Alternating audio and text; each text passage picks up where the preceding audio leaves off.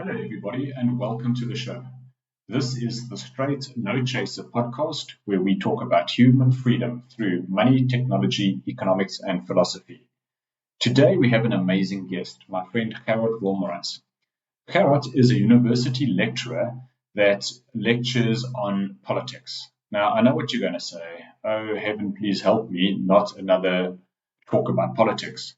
Well, in Gerhard's world, he simply says, if it's not at least 200 years old, I'm not interested. And that is an amazing way to view it. So he looks at rise and fall of empires and political changes over hundreds and thousands of years.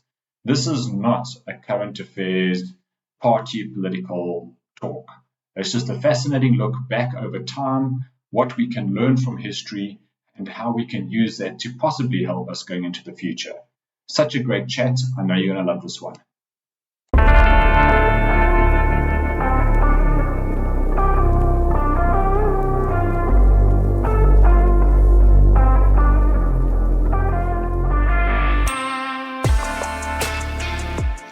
Good morning, everyone.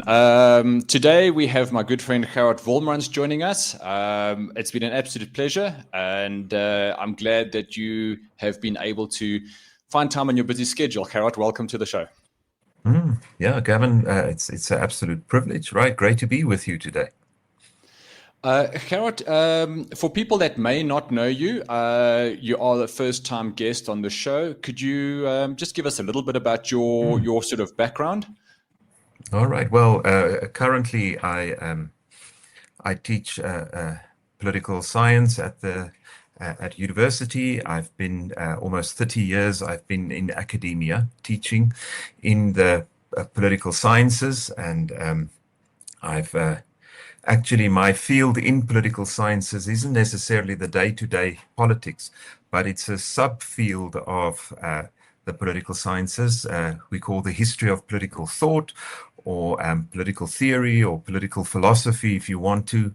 So I teach some of the bigger ideas behind the political and how we live together as human beings. So I love teaching. I teach students from first year level to PhD level. And I've been doing this for about 3 decades, as I mentioned, and I really enjoy doing this. That is amazing. So, Gerhard, I must say, your favorite, a comment that you once made to me, which is stuck in my head, and it's one of my favorite all-time comments, was you said to me, as far as history goes, if it's not at least 200 years old, I'm not interested. And I think it's such a brilliant line, and I'm certainly going to make that the title of the show. So my question to you is, just to kick the conversation off, I guess every generation seems to have a crisis, or there's something going on. There's some big, hot, international, global issue of the day.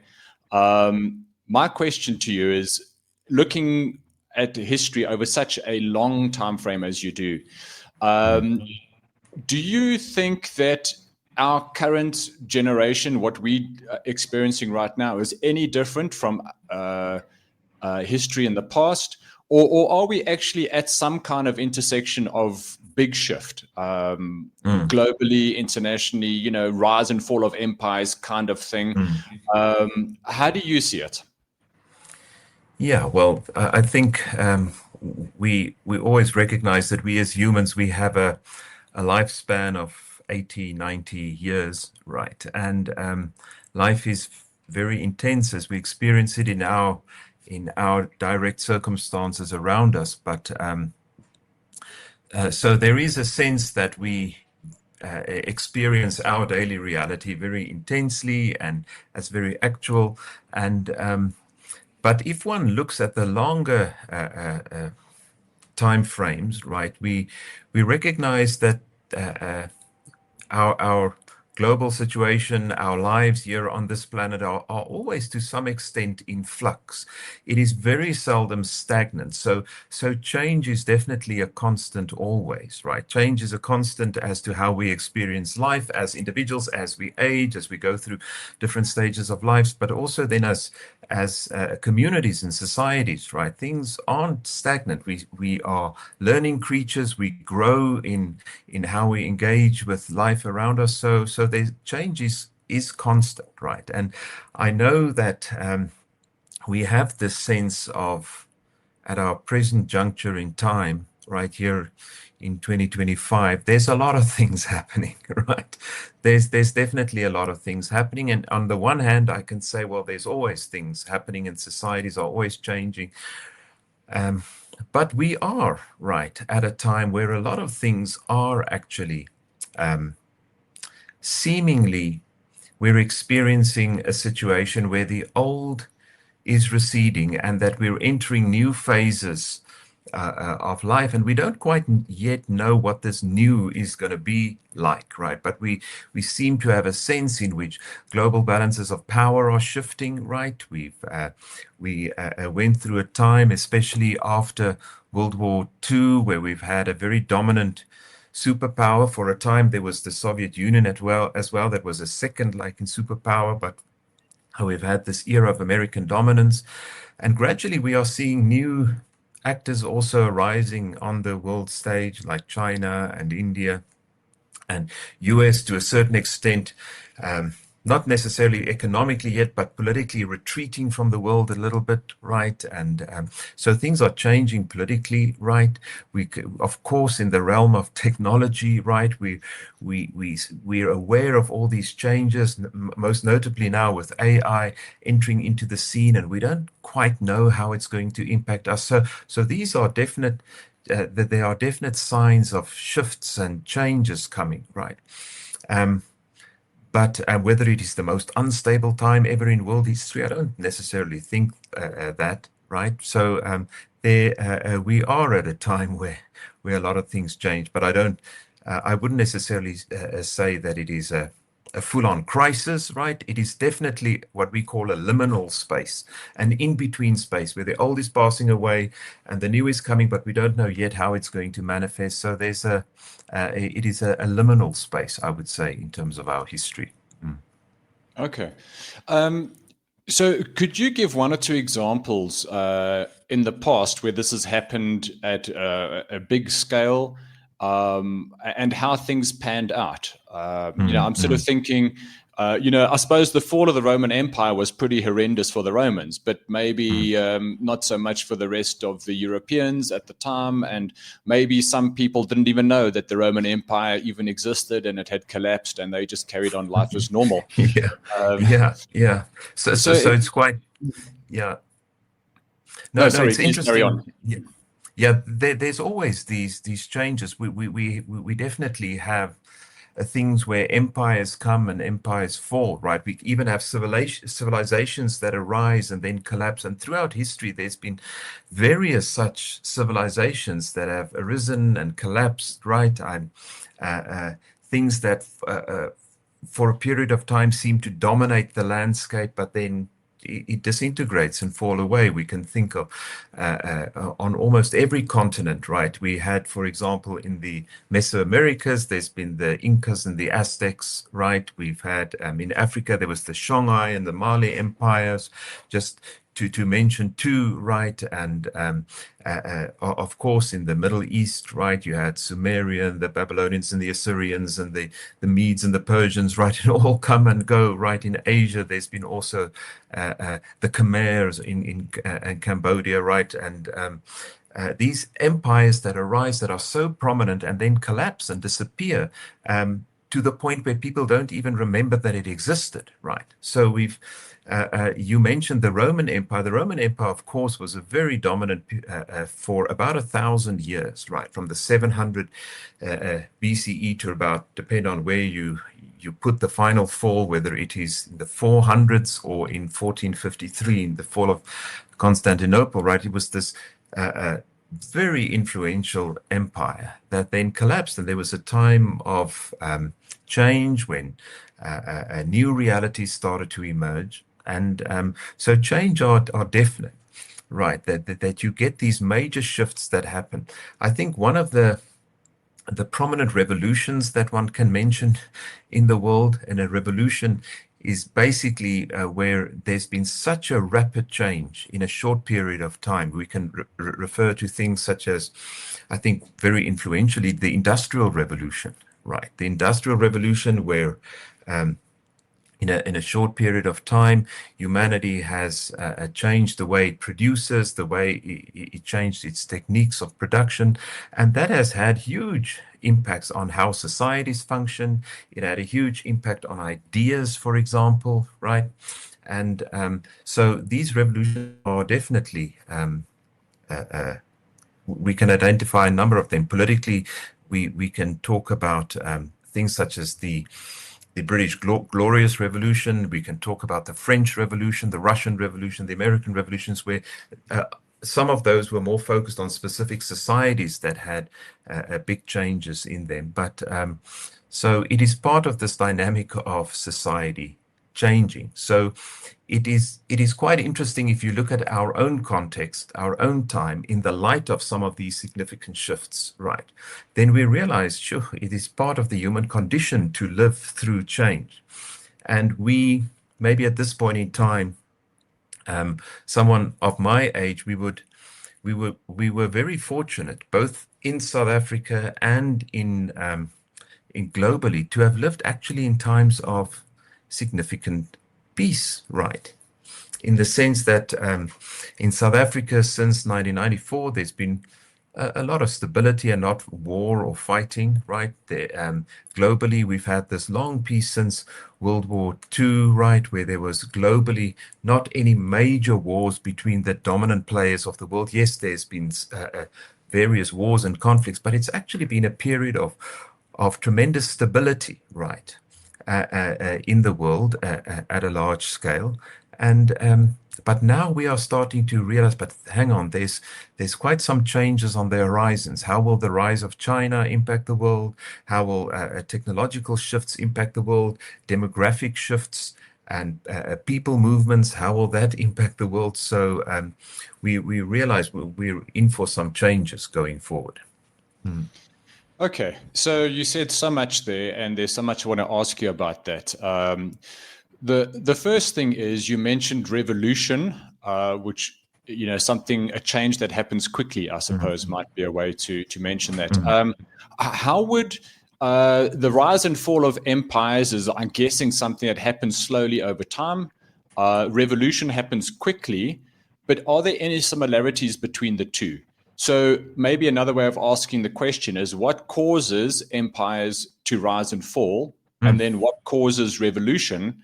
And are they the same things? Maybe the revolution just happens faster. And if it does, why does a revolution happen faster? Yeah, sure. Gavin, you ask easy questions, right? And they're wonderful questions, but there's so much involved in it. It's really a very pertinent question, because one of the reasons why we try to understand why revolutions happen, or why change or collapse or decay in systems happen, is because we want to try and avoid it, right? Because often these changes, they can be very destabilizing and come with a lot of conflict, right? And I'm not necessarily saying that we should avoid change, because sometimes change is absolutely necessary, because change can also be some change towards something better. But what one wants to avoid is collapse and decay and anarchy setting into a system, right? Where because often if you have a civilization or an empire or some kind of ruling mechanism over a bunch of people, right, it creates a way of life and a settled manner of doing things and a form of stability. And often, if it collapses, there will be a time of disorder before a new order emerges out of it. And so, at a minimum, you don't want to go into a revolution or a major change in your society just for the sake of changing things, because it can often cause a lot of disorder, right, and people suffering, right. But change isn't necessarily bad. I just put that as a footnote there, right? So, but why do changes happen, right? So let me say two things. On the one hand, there can be internal things in a system, in an empire, in a civilization that causes change, or there can be external aspects that cause change. A lot of societies or a lot of civilizations in the world have often collapsed because of simple environmental change, right? If one thinks at a very small scale, the story of Easter Island, where they destroyed the vegetation on the island and the whole civilization there collapsed. If you think of some of the ancient Mesopotamian civilizations like Sumeria, right, it was changes in the environmental patterns in what we call Turkey today that caused a change in the flow of water down the Tigris and Euphrates River, right, that eventually led to greater drought and instability in the society, right, that also had served as one of the triggers for the collapse of that society, right? So internal and external. So external is often things that you can't control. It can be outside invaders that came in. But internal is the interesting one, right? Because here it may be helpful, and I'm going to position the debate a bit more in our more recent context, and not the very old civilizations, right? And that is that we have to understand the nature of politics. I want to make a distinction between politics and government, right? Every civilization, no matter how far you go back in history, any people grouping or grouping of people, from kinship groups to tribes to chieftains to states, empires, kingdoms, they all have a form of ruling. There's some kind of leadership structure or ruling authority in the society, whether it's patriarchal or representative or whatever, right? But not every society had politics, right? So government and politics is not synonymous. Today it may be, but not throughout history. Politics is simply a process that a society follows to try to resolve conflicts or resolve disagreements without resorting to violence. I'm sure you've heard of the saying where you say, let's find a political solution to this problem because we don't want a military solution. It's as though those are the two options. So a political solution is, let's talk about it. Let's see if we can come to some compromise, the different factions in the society. Let's see if we can come to some compromise, and so that we don't have to fight. And so a political solution is a way of dealing with internal disagreements in a society, right? Where if there's different factions that have different interests or different ways, things they want to do, they go into this process of a battle of ideas or a battle of policies as to how to attend to these problems. If they don't find a solution, if they don't come together and there's a complete breakdown of trust then between them, it can often result in violence then, where the different factions become so separated that they end up fighting with one another because, you know, how else will you have your interest asserted if there's no way of finding a compromise or some kind of consensus? So one of the things that often cause breakdown in systems is that if the political process fails, right? I remember when the Syrian civil war broke out, you know, more than a decade ago, right? One commentator said that all the fighting that broke out there in Syria was not the result of ancient hatreds. It was a result of a failure of politics. Because in every society, you are always going to have differences and different groups of people that have different interests or different ways they want to do things. And politics is about finding ways for them to get together and find a solution to their problems, right? So, so if one looks at collapse or decay in a system, yes, there's a whole bunch of external factors, global economics, global environmental realities, population movements. There's so many factors that we can take into consideration. But one thing that is very important is that the internal role players in a society, or there's always a level of agency. There's always some choices that can be made. So we have to find ways of making good choices or appropriate choices in how to address these problems, right? Coming together, getting everybody on board or sufficient people on board to how to address these challenges. If that process fails, then it makes the stability of the system much more in doubt, right? And you will be more susceptible to all these external challenges that will face your society. Okay, so I mean that makes a lot of sense to me. Sharing ideas, people with conflicting ideas coming together and trying to find a resolution. There's a great saying. I'm not sure who coined the phrase, and it's not mine. I've just heard it and I liked it. And the phrase goes, freedom of speech is important, so our words can go to war and die, so our bodies don't have to.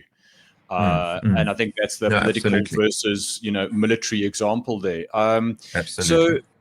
So then, if politics play such an important role, would you be able to comment on empires that seem to last longer than others?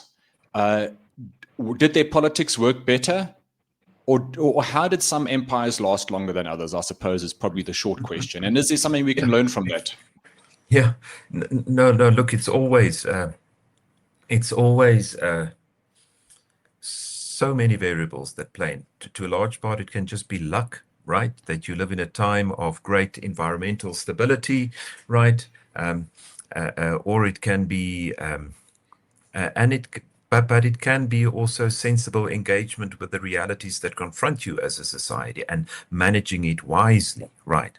So as I always say that a very good shorthand definition of wisdom is a competence in dealing with the complexities of life, right? So ideally you want wise leaders and wise people that can make the necessary decisions as to how to confront with the challenges society poses to you. And the Renaissance political thinker Niccolo Machiavelli, right? He thought a lot about what are the characteristics of a good statesman, right? That can make wise decisions or good decisions, that can navigate his republic or his principality as it was during his times through difficult times. And he said that political leaders, statesmen, as in his time, right, were always confronted by fortune, right? Fortune in the sense of you didn't know, you couldn't predict always what's going to happen. He said it's like running a state is like living next to a river, right?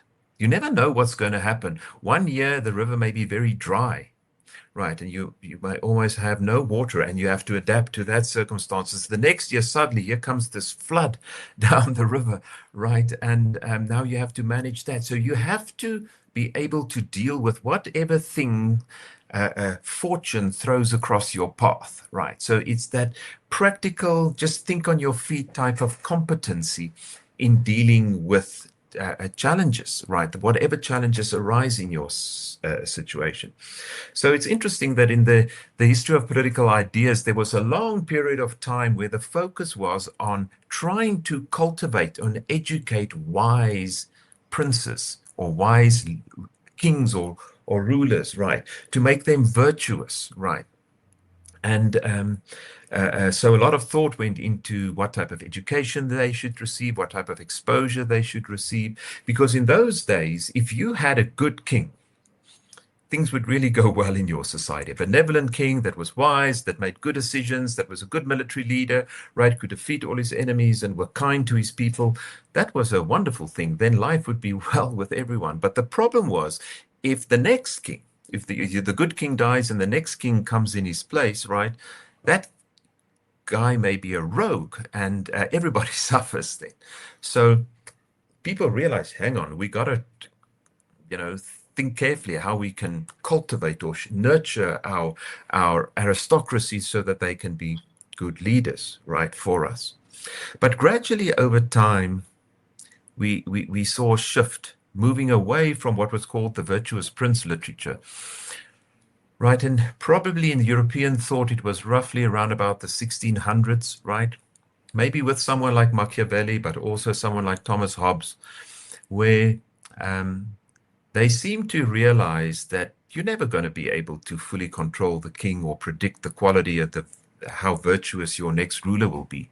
So let's not focus on the ruler. Let's focus on the institutions in which he functions. Let's try and create stable institutions, proper processes and procedures in a society that can ring fence a bad leader and be enabling enough for a good leader to effectively use to fulfill his function. So we see a shift in focus to the building of strong institutions. And that was one of the key things in creating a stability in societies, is strong institutions, right?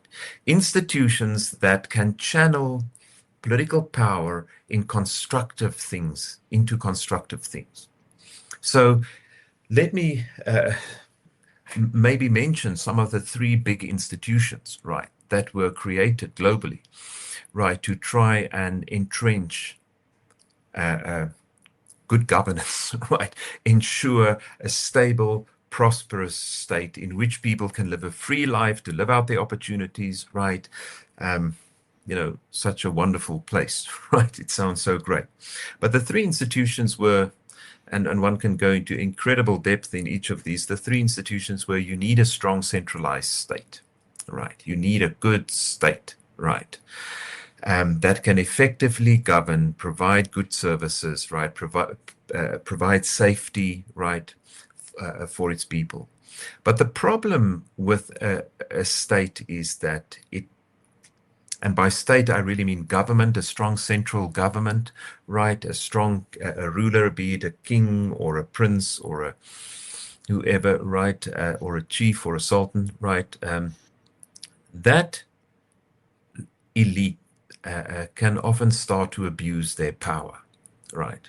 So you have a great king that does well, but eventually power corrupts. And we all remember Lord Acton's famous statement where he says, power tends to corrupt, but absolute power corrupts absolutely. Inevitably, that power is going to corrupt. And if you want to, we can address the question, but why does power corrupt people, right? But then, so you need a good state, but then quickly it was realized that you need to also ensure that that power is not used for selfish purposes by the rulers. So they developed things such as, the first thing was the idea of the rule of law. That was the second major institution that was created, right? And the rule of law doesn't necessarily mean a society governed by laws. There's always been that, right? What you mean by the rule of law is that law is the highest instrument in the society, that even the king, even the most politically powerful rulers in a society need to be subject to the law, right? That if that is the case, then you have rule of law, then the law rules in your society. And that gradually emerged over time. Most of the roots of the idea of rule of law is to be found in religion, right? Where this idea, yes, the king is important, but there's even a higher authority above the king, which is God, right? So we saw it emerge in Europe during we saw it emerge in Europe and also in India, right, which had a separate priestly class above the military class, or then the ruling class. And so that's the second mechanism that was developed. The first one was you need a strong, capable, effective central state. Secondly, you need rule of law, and that places a bit of a fence around the power of the elite so that they don't abuse it. And then the third instrument that was created in order to aid the rule of law was the idea of representative government, or we would say democracy, where the rulers are held accountable by the populace, by the people. So those three institutions, centralized state, the rule of law, and the democratic governance or democratic accountability mechanisms. Those three institutions, right, coming together in an effective, well-balanced way is probably currently one of our best answers from a political development perspective as to how to create a stable society. Please note, I haven't touched on economics, right? That is also a vital part, right? Is that, but just from a political development angle, those three things, those three institutions appear to be one of the clearest or most helpful mechanisms that one can have in place to ensure longer term stability in a society. Not just for a couple of years, not just for one generation, but if you can get this compound effect of stability over time from one generation to a next, then that stability just creates just such fertile ground for human flourishing. Yeah, that's, I mean, what you're saying, it just sounds, I've heard it said in a similar way, and maybe it's sort of repeating what you've said, but a guy I listened to a while ago, he said he himself wasn't a Christian or a Christian believer, but he said there can be no doubt that the Western civilization was built on Christian principles. And I mean, you look at Europe, I suppose, and the old colonized countries, the USA, Canada, Australia, all that sort of thing. So it does sound like there was some kind of a common culture, common hierarchy as to how people thought and the way people behaved. But now it seems, and this is maybe more recent times, those sort of structures don't seem to be performing that well. Is that a fair statement? Yeah, I think that we have always, let me put it this way, right? And one of the greatest philosophers that contributed to the development of political thought was the Greek guy by the name of Aristotle, right? And Aristotle was actually the one that came up with the concept politics, right? And but he said that you can understand political thinking by three realities or three realizations, right? The first is that people want the good life, right?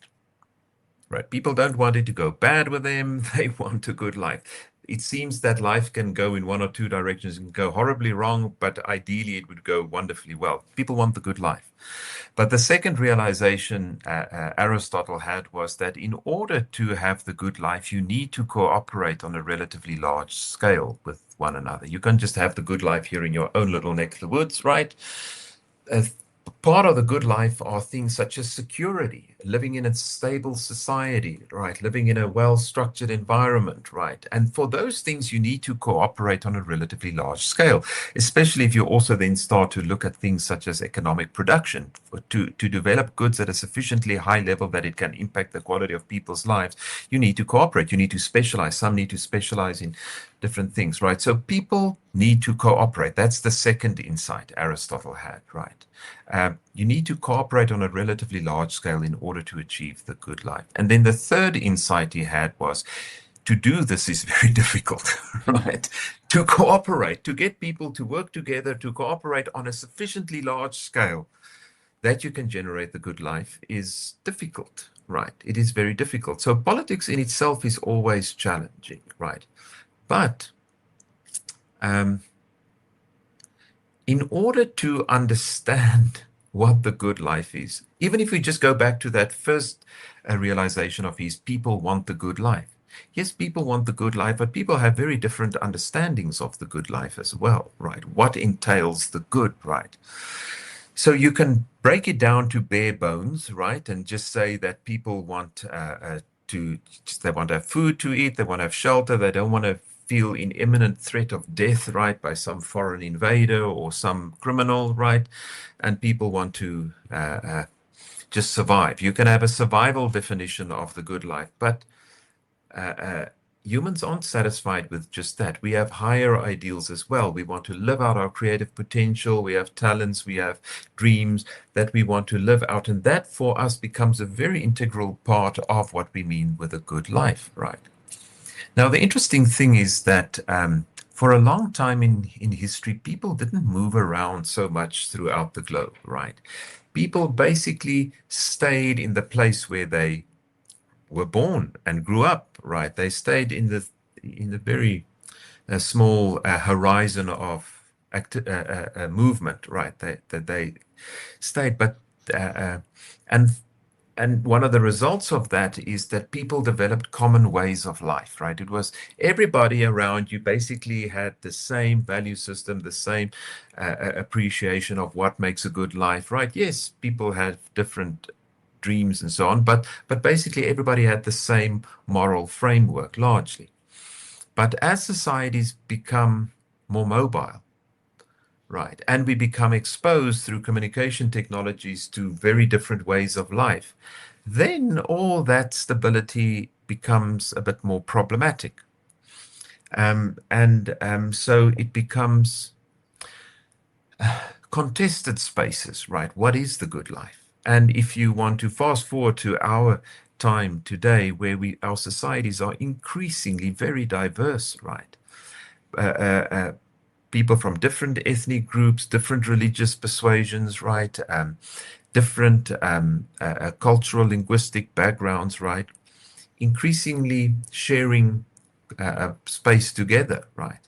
So that consensus that societies often relied on now becomes challenged. And that creates a lot of stability. There was a long time in human history that we anchored our moral certainties in universal principles, such as that's how God created things, or there was an agreement as to what is the normative order in which we found ourselves. The world was a given, right? The world was given, this is the way the world is, this is the way God made it, this is what it means to live a good life. Yes, you have a choice, but if you defect from this way, life is not going to go well with you. So there was an agreement, right? But as we've become secularized more, as societies have started to push God further and further away, a lot of those certainties started to disappear, and we try to anchor it in ideas such as natural law or just human utility. And these days, it is largely a lot of our moral engagement of the world in general is simply what feels right, right? Because we have nothing more to anchor these normative standards in our moral certainties than in sentiment, right? As was said. So it creates a lot of those certainties of the world, right? Are no longer the default assumption pattern of so many people. So how do we create some form of cohesion? How do we create some form of commonality that a society can function together? That becomes a big further question to maybe consider. Yes. So, I mean, that got me thinking about something you said earlier, and that is wisdom. And you used the example of, being next to a river and you have no guarantee 1 year to the next what the situation may be, but whatever it is, you have to deal with it. Talk to me a little bit more about this word wisdom. I mean, what does it actually mean? And how does it show up in leaders that seem to do well for their people versus leaders that don't seem to do well? Does it come down to a wisdom issue, or does it become a selfish issue? I know you mentioned earlier that you have the benevolent king. That's wonderful if you have that. If you don't have that, not so wonderful at all. But it does seem to revolve around this wisdom issue. So maybe you can talk a bit more about that. What do you mean by wisdom? Yes. As my go-to definition of wisdom is competence in dealing with the complexities of life, right? So So wisdom, one of the things that, and I'm thinking, of course, in terms of leaders of societies, right? One of the things that a wise leader will have within him or her is this ability to understand the situation they find themselves in, that they have an accurate understanding of what is going on. What is the challenge that you need to respond to, right?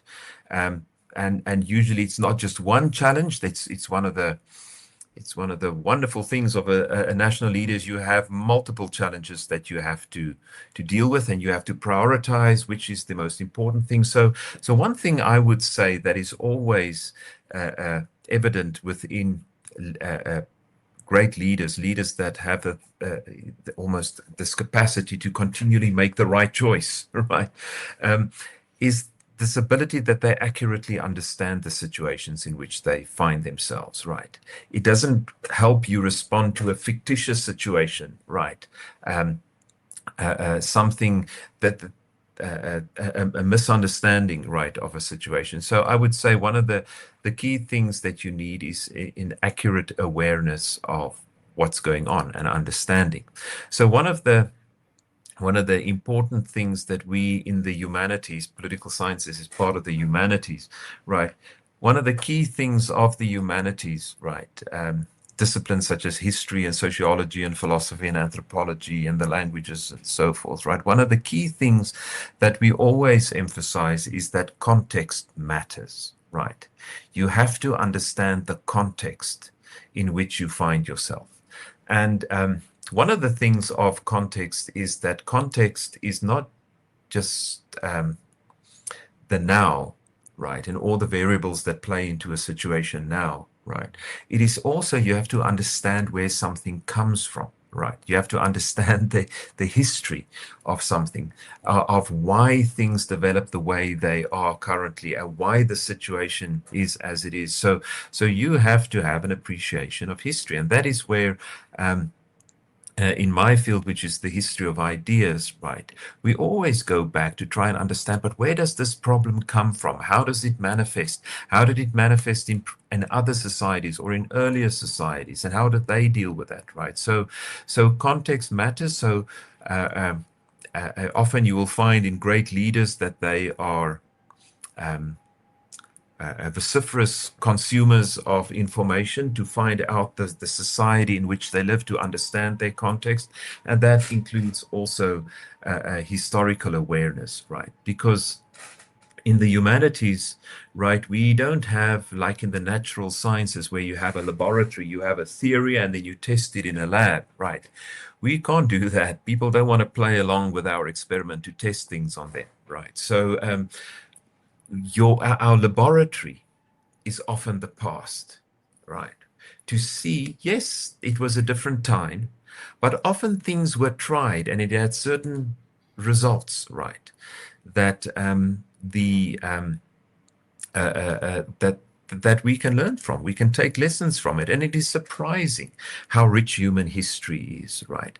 And we should be careful not to underestimate people of the past, right? Sometimes thinking that we are so clever today, we've got it figured out, we are now smart, right? And all the people in the past were a bit naive, they were not so well educated, they didn't quite know, right? But no. The same level of brilliance we find in the world today also existed in previous generations. There is this position that C.S. Lewis calls chronological snobbery, right? Which simply is that we think that because we chronologically live in the now, we are much smarter. We are snobs about being so much smarter than all those poor sods of the past, right? So wise leaders, to get back to your question, wise leaders will also learn from the past. They will study what previous leaders did, what did they do in whatever context, right? And to learn from that. Now, of course, I recognize, right, that Augustine and Machiavelli and Locke didn't know anything about AI, right? That is a very specific challenge that we face. But AI has the potential to create inordinate concentrations of power in certain centers in the world, right? And that is not something new in the world. And how have we dealt with it in the past? That can give us some guidance, right, about the dangers of overconcentration of power into too few hands, whether it is technological power, whether it is financial power, right? And there's some things there's always something we can learn from the past. So I'm so glad you mentioned that, because it really got me thinking about lessons from the past. Now, there's another saying, which are also one of my favorites. I have a long list of favorites. Don't ask me to pick which is the favorite. It depends on what the topic is. But it goes something along the lines of hard times create strong men create good times create weak men create hard times, and the circle sort of goes around. Yes, yeah. Which sort of makes sense, and I think we can often see that. When things are too good, too comfortable, then people start getting up to mischief, and then things don't go so well.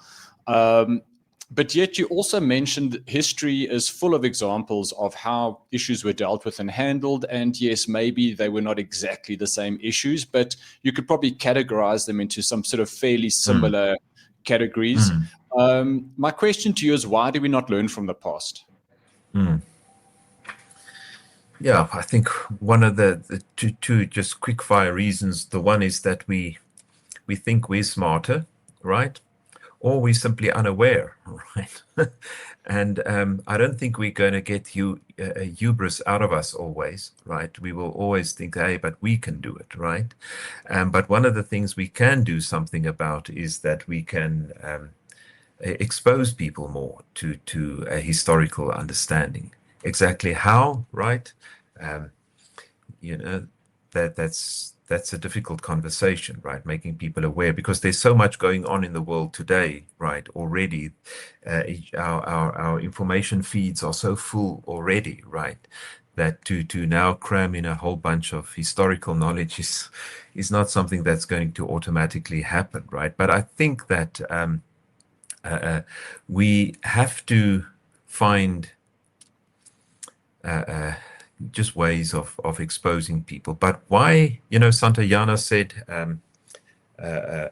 if you're not aware of history, right, you're just going to repeat the same mistakes, right, again and again and again, where we get to a position where a society says, all right, we're going to place all our trust in that leader, right, to solve things for us, right, and we will give as much power to that leader as he or she wants, right, and that will solve all our problems, right? And again, it usually works for a little bit, but then you start to pay the price eventually, right? And the reality is also, right, that we think we have such free agency, right? Such freedom to choose, right, whatever's going to go on in our society. We have to recognize, right, that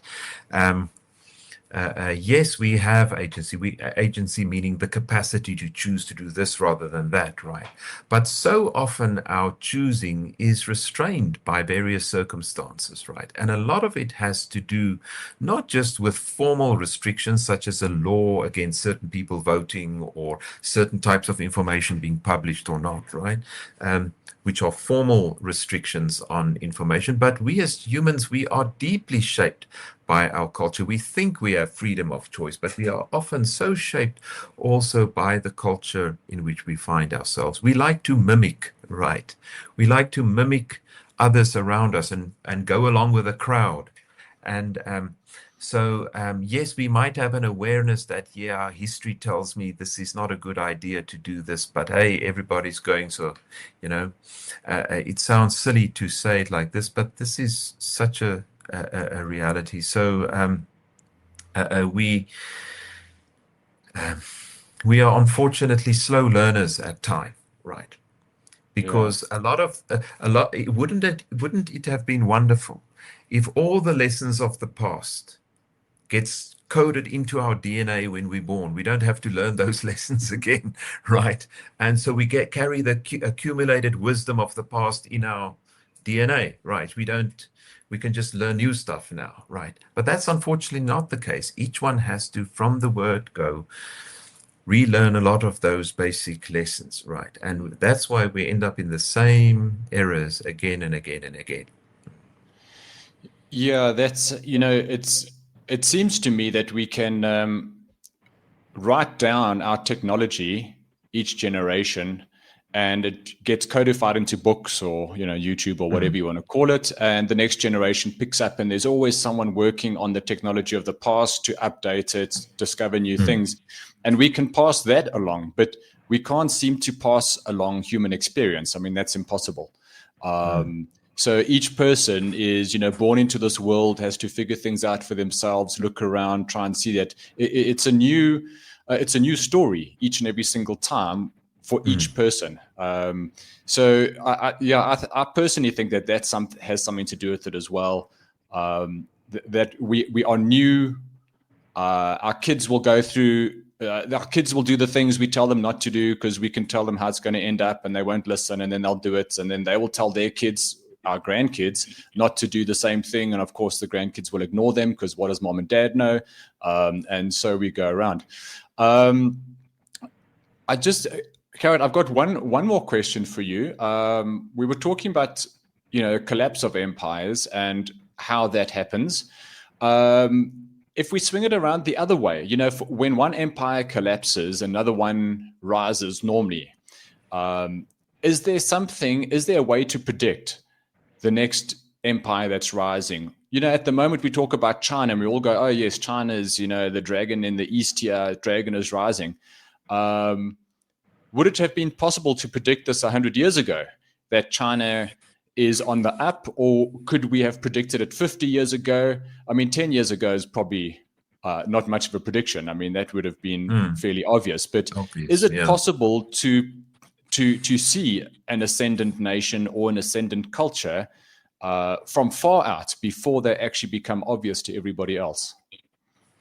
Yeah, it often has to do, well, that will be, what is your measure of success? Is it the GDP of the country? Is it the military influence of the country or of the civilization? Is it its population numbers, the one with the most people win, right? What would be the measure? So it's probably has something to do with power and influence, right? To what extent can you assert or control, right? And if one looks at, one of the trends very popular these days is to look at demography, right? Population numbers, right? But population numbers, right, where you have China is at a peak now and will probably start to decline its numbers. I think it already has. And then the next major demographic, dominant society will be India, right? Up until about the end of the century, right? And then it'll probably be Africa, right? From about 2050, we'll start to see big growth. But that doesn't necessarily mean, the problem is that doesn't necessarily mean a specific culture will then have such a dominant influence over the world, because people move, right? And we're going to see a lot of migration from Africa and maybe also from India, right, into the rest of the world. So I would say, just my short answer to your question, it depends on what measure you want to use for what makes a dominant society or a dominant civilization. In terms of my view is in terms of cultural dominance, right? We probably not going to be in a situation where you're going to have one culture dominate over others, right?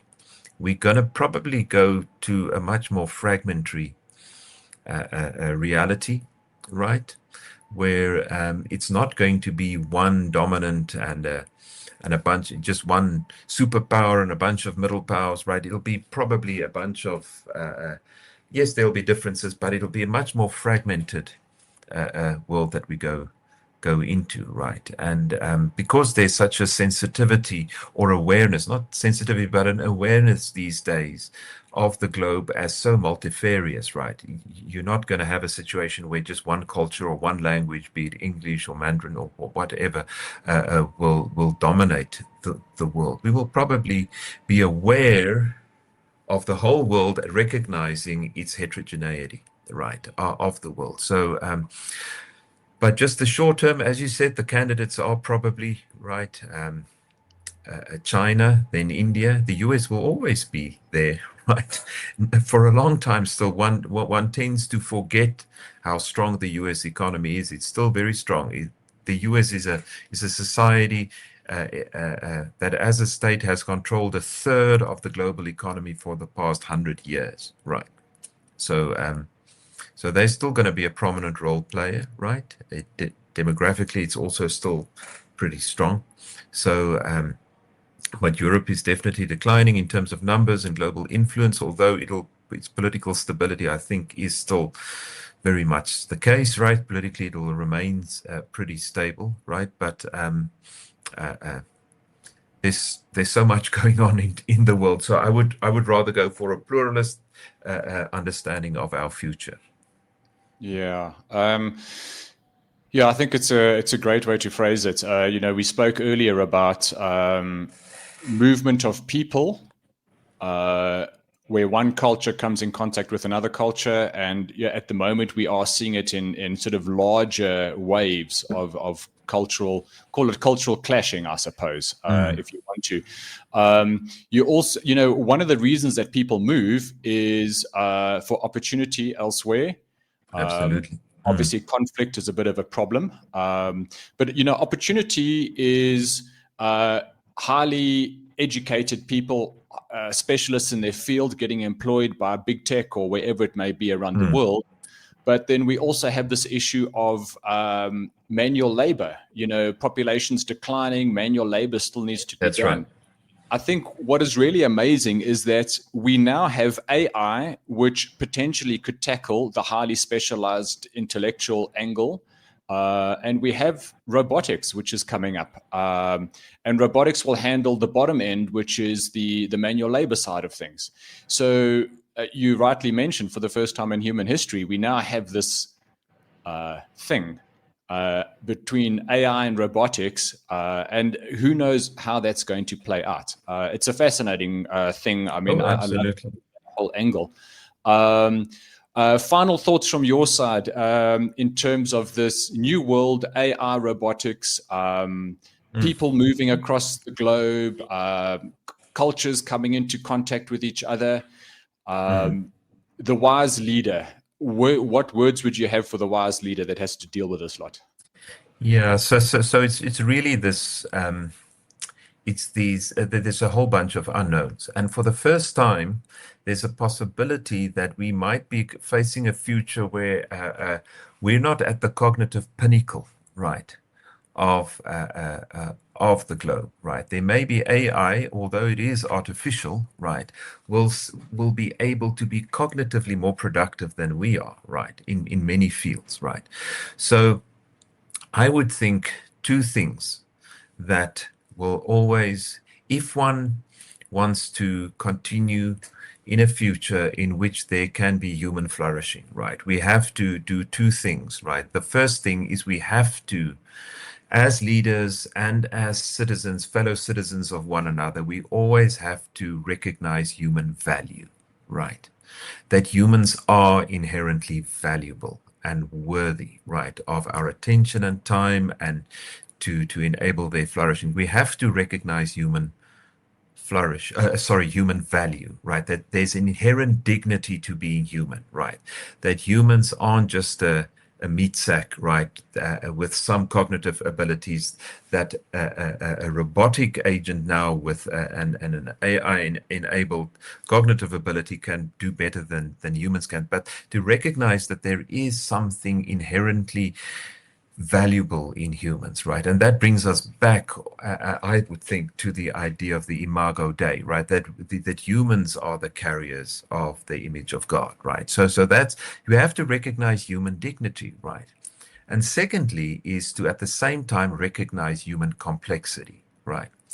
But and that humans are, despite our singular dignity that we carry, right, we are manifesting in so many different ways, right? There are different cultures, there are different abilities, there are different aspirations and dreams, and that those things are valuable to try and help people to live lives that are flourishing. So my call, we have to recognize there has to be a singular focus on human identity again. What does it mean to be human, right? What is it? And then commensurate to that will be the idea of what is human flourishing? What does that entail, right? So it is, and this is, of course, the main purpose of the humanities is to always center that, the human identity. Yes, we have very different social and cultural identities, but there is a core human identity. And that question of what does it mean to be human? We think, that sounds so philosophical and abstract, right? But it's one of the core things that's front and center again. In our discourses today. What does it mean to be human? What does a flourishing human life look like? And how do we attain that? Is that something worthy to pursue, right? Or is it just productivity, bottom lines, or efficiency, or dominance? But what is human identity, right? And to continually ask and dig into those questions. And as we try to understand that, right, we have to remember that this has been such a central question throughout the history of humankind, right? So let's not forget the knowledge of the past as well as we try to answer this question. Well, what an excellent statement there, and I think an excellent place to wrap up for today. Gerhard, if people want to reach out to you or keep in touch with your work, what is the best way that they can be in contact? Well, they can. I work at the University of Pretoria. They're welcome to go to the staff page there, and they will find me there, and in the Department of Politics, and all my contact details are there. All right. Excellent. Thank you so much for that. I'm going to put all that information in the show notes, and I really appreciate your time. It's been amazing to hear about history and our part that we can play in it. Even though we may feel small, we all have significant contributions to make. So I think that was the message I got from what you had to say. Really appreciate that. Thank you, Gerhard. Have a great day further. Thank you. Thank you. Bye-bye. Cheers. Bye.